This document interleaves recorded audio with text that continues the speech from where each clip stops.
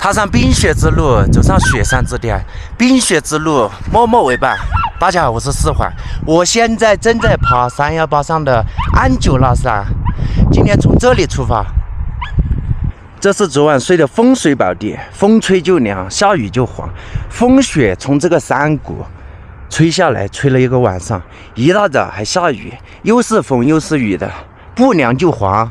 后面山上的石头也一直在落，既危险又安全。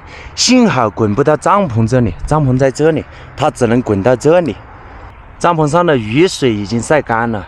出发之前先进点食才好上山。这是昨天晚上剩的汤汁，这个也是油，再加点食物把它煮了。没有水，没有食物，就把昨晚剩的汤汁倒在这个盆里面。再放一包榨菜爆竹，再放土豆，必须吃得饱饱的。谁把我的筷子到处乱扔？我没看过平坦山丘，这个土豆太黏了。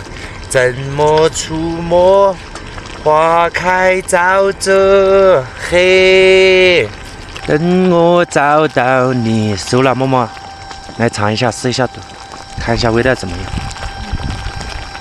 来，你有筷子吗？你用我的筷子还是用你自己的？好。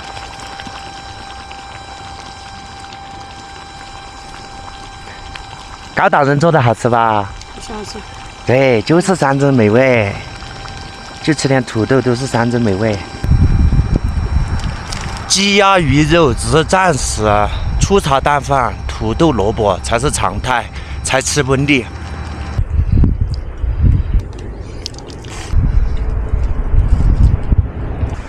饱饱的，放这上面。新的一天行程。从看到雪山峡谷开始，峡谷里的河叫能曲河，安久拉山口是怒江和雅鲁藏布江的分水岭。当然，这条能曲河这边是流向怒江的。冰天雪地送冬去，春暖花开迎春来。还有1个月，西藏就不冷了，寒风刺骨也快过去了。巴蜀到然乌湖之间这一段爬山路。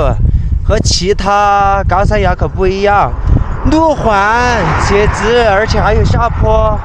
前面有一个村子，是吉达乡。前面有一个商店，买点物资，看看物价怎么样。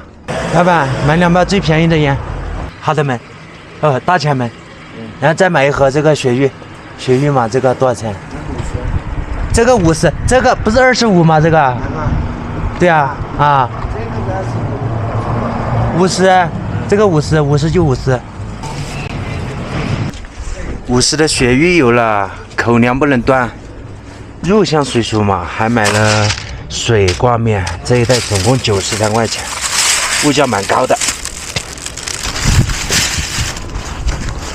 挂面放包里。吉达乡过了这边风好大，视野还是一如既往的开阔，还是最初的样子。还是一如既往的风景。到然乌镇还有48，至少还要2天才到然乌镇。反正走不动，我就不走了。下面有一个栖息地，我就回栖息地了。这一片都能睡，那里还有个猪圈，对面是雪山，然后那个是能曲河。河边的风好大，太饿了，顶不住了，吃点在路上买的金针菇。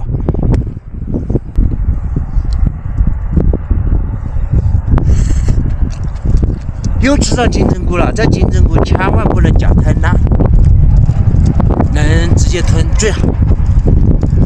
兄弟们看一下，大爷，睡这里吧，搜索一下，要把这些草拔掉，才能把床铺平。有地雷，长伴5声，很美好，很完美。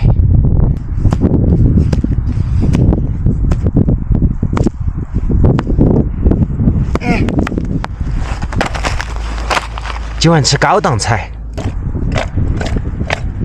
山药大补，再倒点矿泉水。哇，看开花谢，嘿，等我找到你。山药挂面，这挂面太粗了，都全部粘成一坨了，一捆一捆的。尝一下，熟了，有一股山药的味道。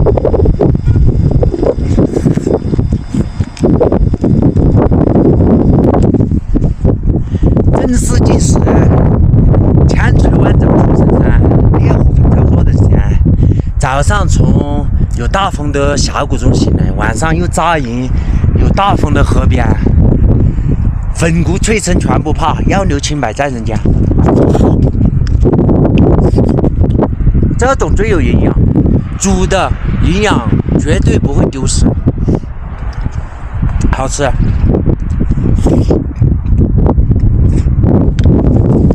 在大风中完完美美，哎呀，鼻涕都吹出来了，刚刚放放，又是一餐高仿生活，完美一生。